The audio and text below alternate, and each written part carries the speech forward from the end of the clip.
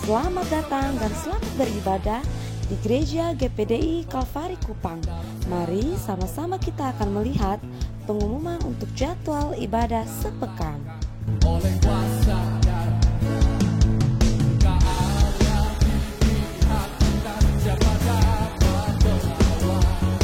Kita lebih dari pemenang, lebih dari pemenang. Pemenang dalam segala perkara. Oleh kuasa dan tak ada pihak dan siapa dapat melawan. Kita lebih dari pemenang. Haleluya.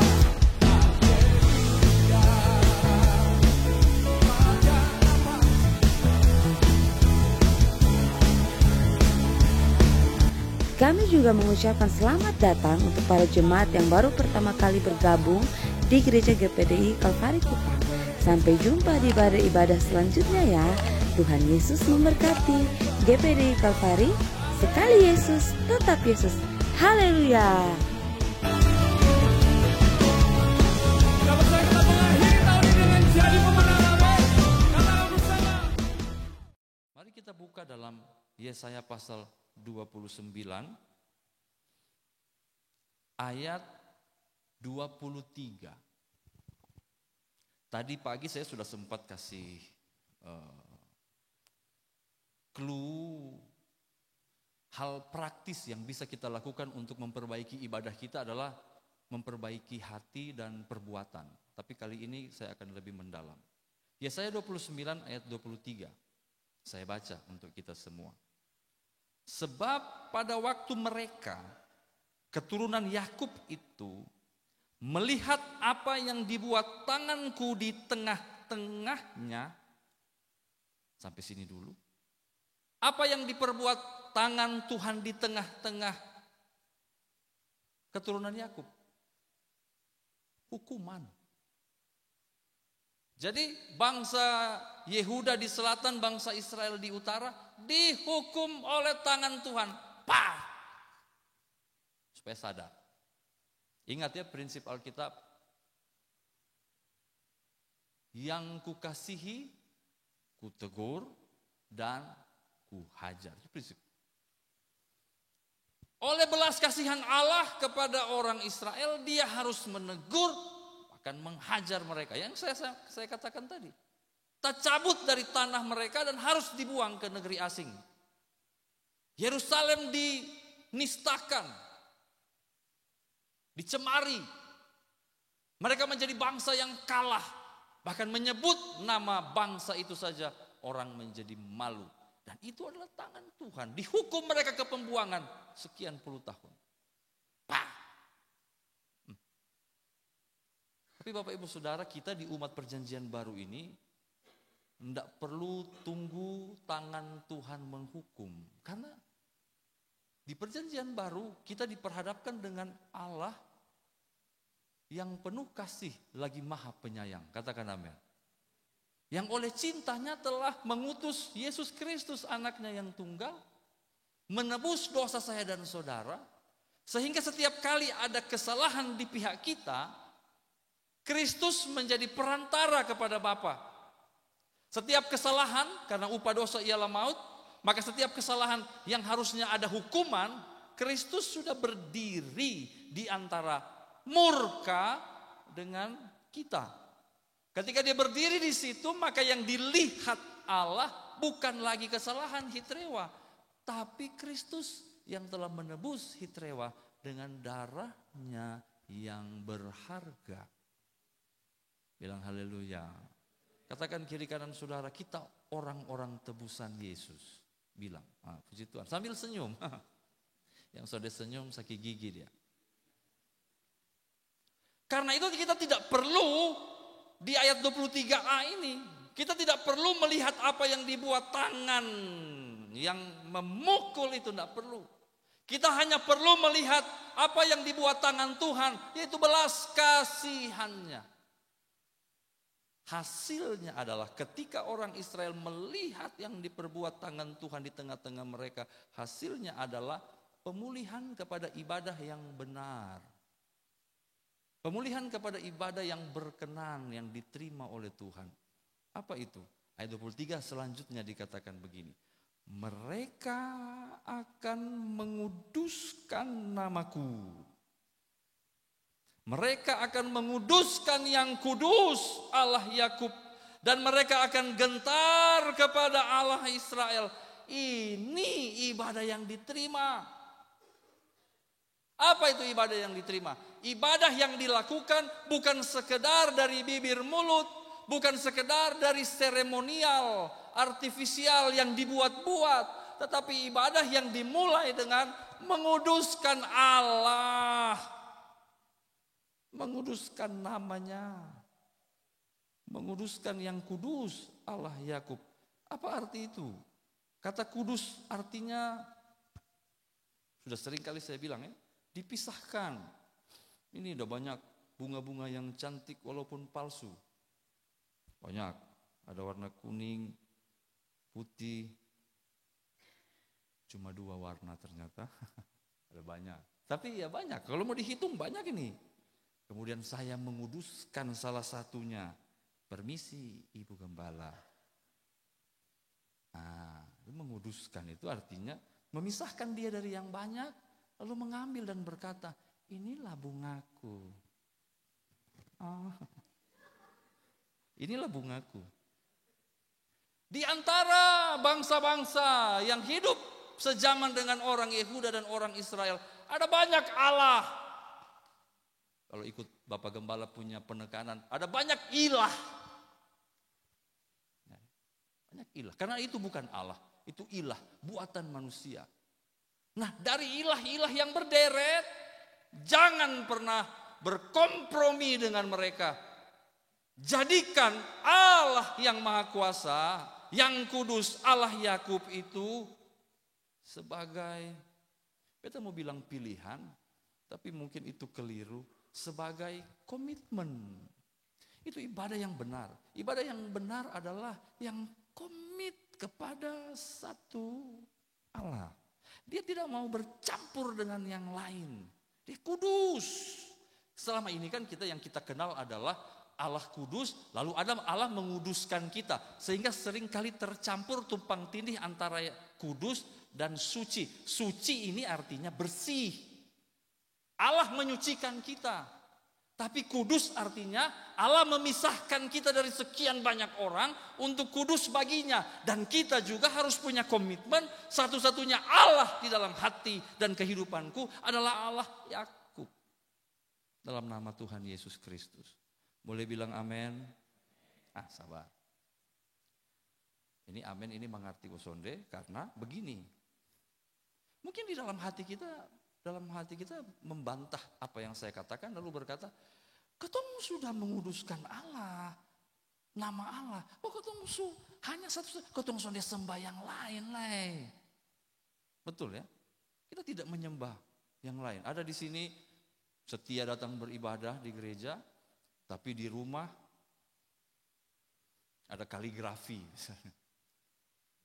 Kapan-kapan pendeta gembala juga harus besuk, jangan sampai ada aktif-aktif di gereja, tapi di rumah agama lain dia. Sonde kan? Itu kita kan bisa bilang, sonde beta pun KTP itu ada tulis agama Kristen. Sonde ada agama Krislam. Campur. Krisdu. Krisbut. Tidak, Kristen hanya satu. Itu di pikiran kita. Tapi saya mau kasih satu kisah untuk menggambarkan bagaimana kita bisa berpaling dari Allah yang benar sehingga bukan itu lagi yang kudus dalam hidup kita. Ada seorang imam yang tadi pagi saya sudah singgung namanya Imam Uria. Imam Uria ini kalau kita buka di Yesaya sebelum-sebelumnya, dia ini sebenarnya baik dia. Orangnya baik. Dia hamba Tuhan yang awalnya itu benar. Tapi di pemerintahan Raja Ahas, Saya bilang tadi pagi bahwa yang sangat menentukan kehidupan bangsa Israel dan Yehuda itu ada dua jabatan. Raja dan imam. Dong bilang apa harus jadi. Kalau nabi itu, kasihan, nabi itu adalah suara yang tidak populer. Karena nabi itu dengar langsung dari Tuhan dan dia omong apa adanya. Ya. Saya tidak mampu jadi nabi, saudara. Setiap kali saya mau khotbah, walaupun bahannya keras, saya akan berusaha untuk mencari kalimat-kalimat yang bisa diterima. Tapi kalau nabi, saya punya mama itu sebenarnya dia karunianya penginjil. Dan ada suara kenabiannya. Dia kalau omong, kalau khotbah, beta duduk di bawah itu sampai tahan-tahan napas. Karena kalau dia tepa memang isi-isi. Petak-petuk. Dan kalau perlu, kalau itu orang ada di jemaat, dia lihat begini. Darah Yesus. Itu karunia kenabian. Penginjil asli. Kalau beta pembapa itu gembala betul. Dia menyinggung tapi jemaat dengar. Nah, dia pilih dia kalimat. Itu nabi, memang tidak populer. Tapi sebenarnya yang bisa memegang jalannya satu bangsa itu imam. Karena dia punya pengaruh yang besar. Raja, tapi si Imam Uria ini sebenarnya bagus.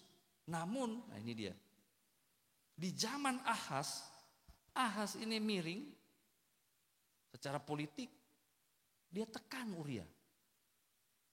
Nah karena jabatan imam itu jabatan yang penting, jabatan bonafit, pemimpin umat, semua orang ingin jadi imam.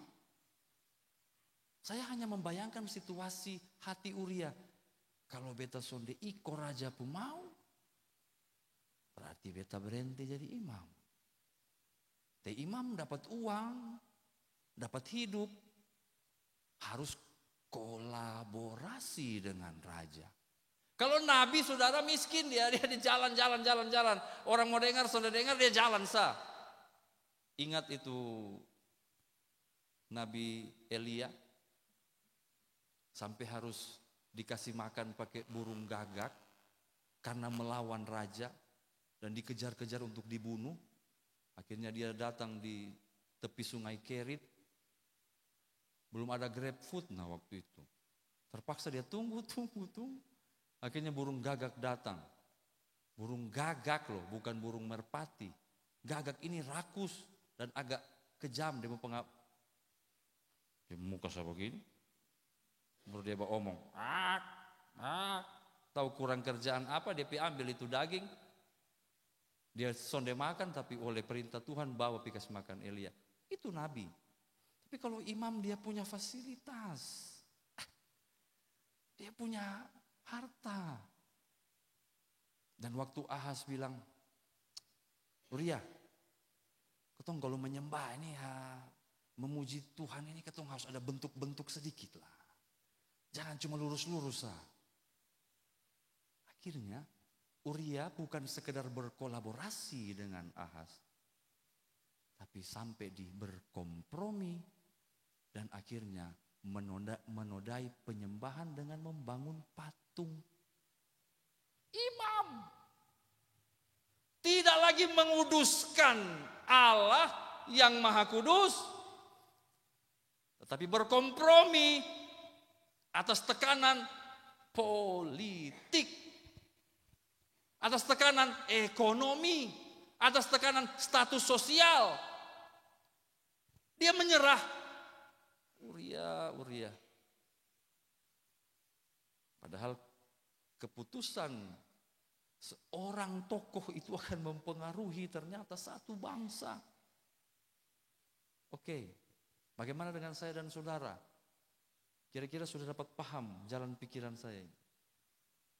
Ketong memang tidak pindah agama, tetap Kristen.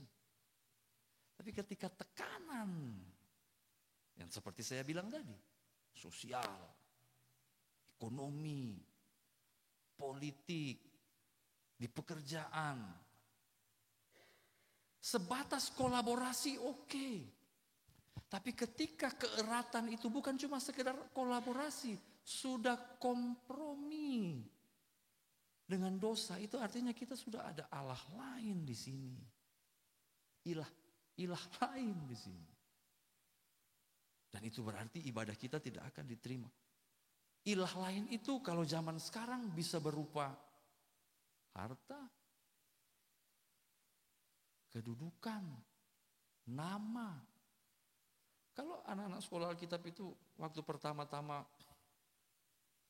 interview, saya wawancara, saya tanya, kamu sekolah Alkitab mau apa? Mau jadi hamba Tuhan. Pertanyaan kedua, di lupung bayangan hamba Tuhan itu dia pun kerja apa? Langsung yang disebut itu adalah, umumnya ya, tidak semua, tapi langsung yang disebut umumnya bilang, gembala. Supaya bisa apa? Bisa khotbah, pimpin pujian. Kalau dia omong begitu dalam hati, berarti lu berat nanti. Berarti lu akan terima ini proses setengah mati. Karena apa yang disebutkan itu adalah atribut-atribut. Atribut-atribut. Aksesoris-aksesoris. Yang ada di luar. Dasi ini. Apa ini dasi? Pendeta harus bergaya, harus necis. Apa ini? Ini kan atribut. Dan saya bilang kepada anak-anak sekolah Alkitab Besong, hati-hati kalau mau jadi hamba Tuhan, karena menjadi hamba Tuhan itu otomatis jadi tokoh masyarakat. Tahu dia pun orang pintar kok, tolol, bersih atau rusak. Begitu dia jadi hamba Tuhan, tokoh masyarakat. Ibu pendeta, mari, orang semua begini. Kalau itu bisa, kalau itu yang jadi utama, bahaya. Ini pendeta dong. Dia mau jadi, hanya jadi ketua wilayah, saya suka jadi camat saya di Purasa. Jadi ketua MD di Purasa suka ya jadi gubernur. Jadi ketua MP rasa presiden. Tapi ya itu di pergumulan hamba-hamba Tuhan yang sondeta proses betul. Tapi kalau jemaat di hari-hari, mari kita waspadai hal-hal yang bisa mengalihkan fokus kita dari Allah yang kudus. Haleluya, haleluya. Karena hobi bisa menjadi ilah. Jangan tunggu hukuman, karena kita percaya Tuhan tidak hukum kita, Dia penuh kasih. Ketika firman Tuhan datang menegur hati dan pikiran kita, mari kita menguduskan Allah. Mari kita menguduskan Allah sebagai yang disembah. Ayat 23 bagian terakhir katakan, dan mereka akan gentar kepada Allah Israel. Kata gentar di sini dalam bahasa asli bisa diterjemahkan kepada kepatuhan, kesungguhan, ketaklukan, sungguh-sungguh menghargai dan berkata, Tuhan perbuat apapun kepadaku, aku takluk kepadamu. Itu kegentaran kepada Allah.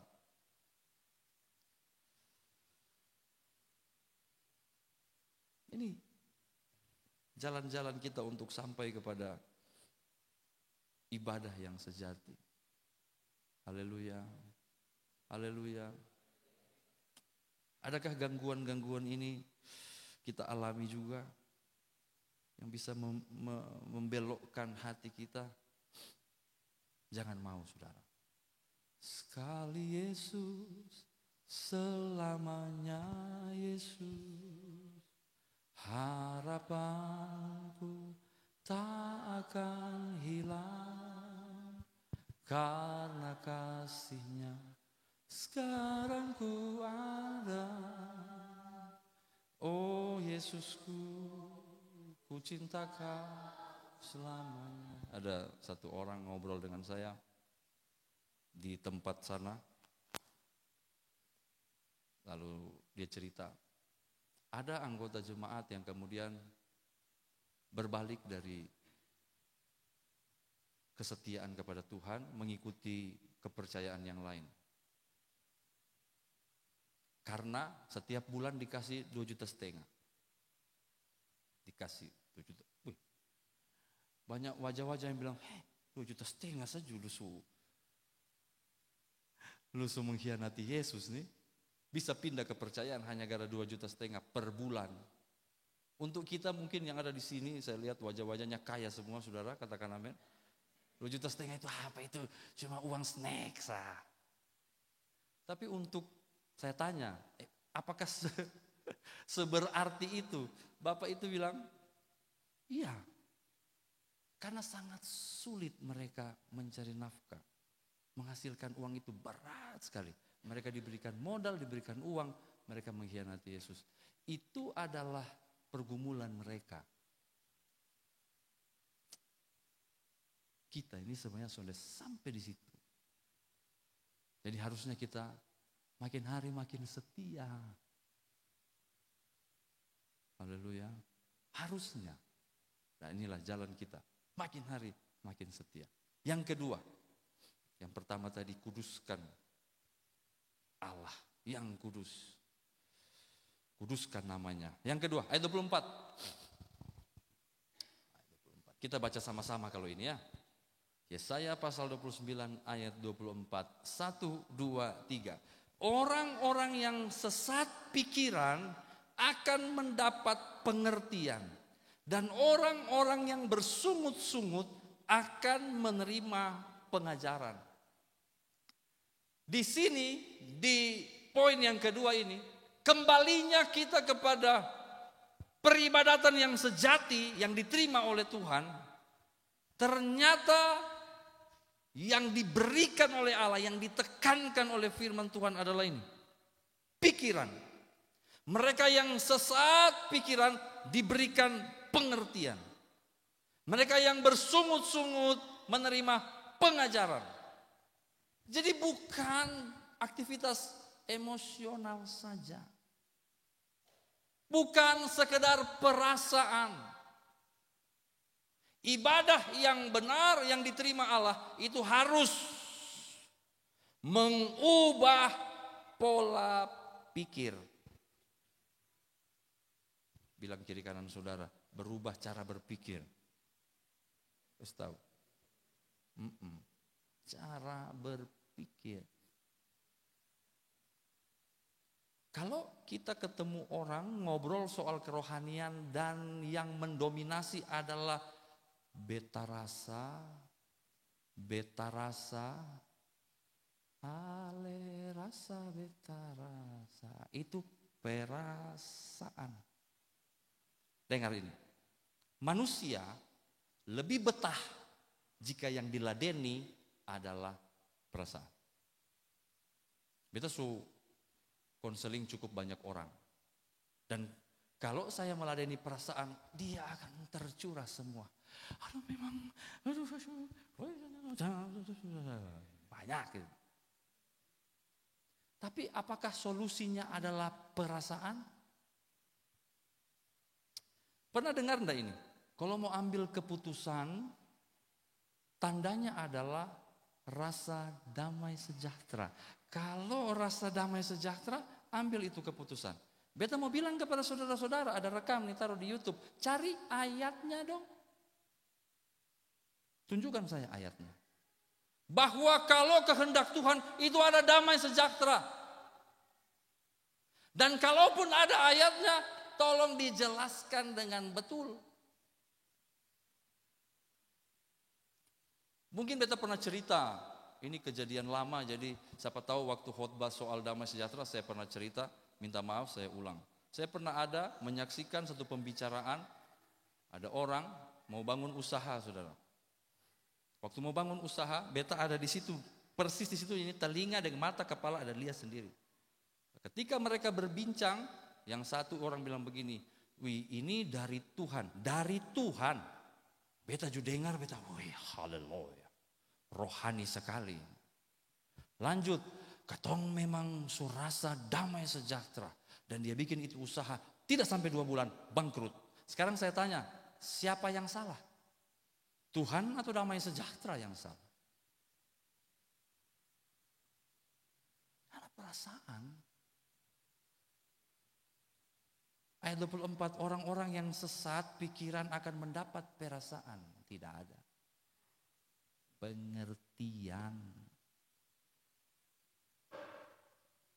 Sehingga kalau orang bertanya kepada saya soal persoalan atau soal apapun, yang saya akan sampaikan sebagai hamba Tuhan adalah pengertian.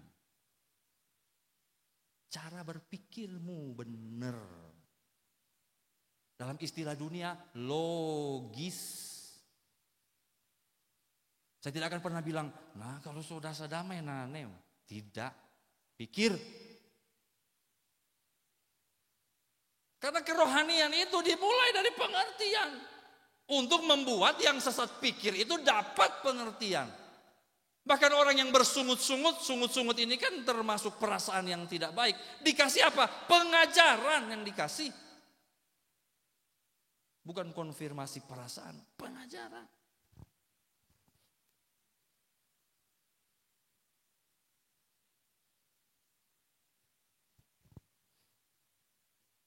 Haleluya. Perasaan akan menghasilkan perasaan berikutnya. Akan menghasilkan perasaan lanjutan. Akan menghasilkan emosi berikutnya. Terus berputar-putar pada perasaan. Tapi pengertian di dalam pikiran, dengar baik-baik. Pengertian akan menghasilkan perubahan. Karena ketika orang mengerti,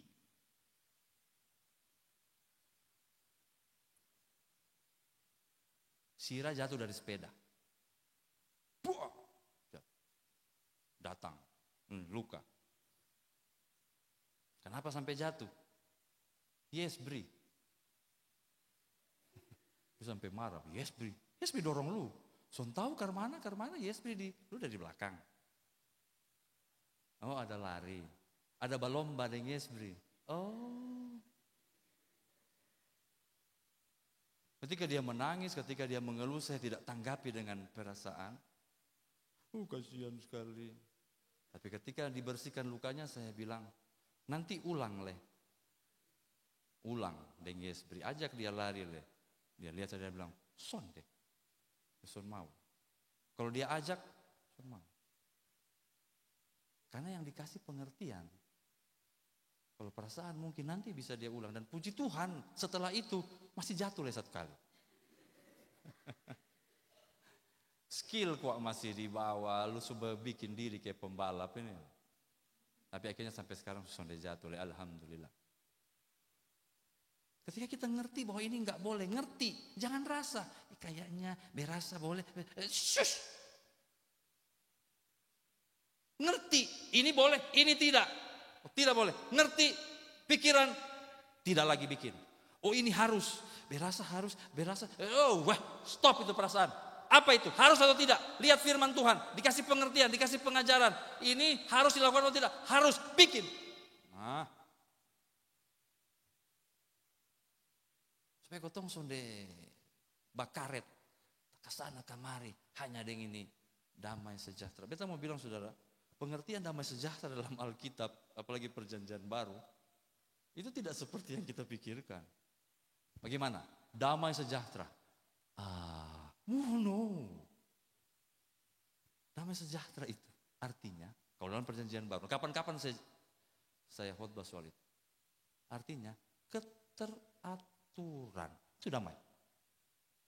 Jadi damai sejahtera bukan perasaan happy, senang, cocok. No, itu lupung kesukaan. Lu suka memang itu, jadi lu rasa senang dan lu bilang damai sejahtera. Enggak. Damai sejahtera itu dia arti keteraturan. Dia teratur, itu damai. Kapan-kapan. Nah, saya tutup ya. Supaya ibadah kita diterima, kuduskanlah nama Allah. Satu-satunya yang kusembah adalah Bapa di dalam nama Tuhan Yesus Kristus. Tidak ada yang lain. Aku iring dia dengan setia, dengan sungguh-sungguh.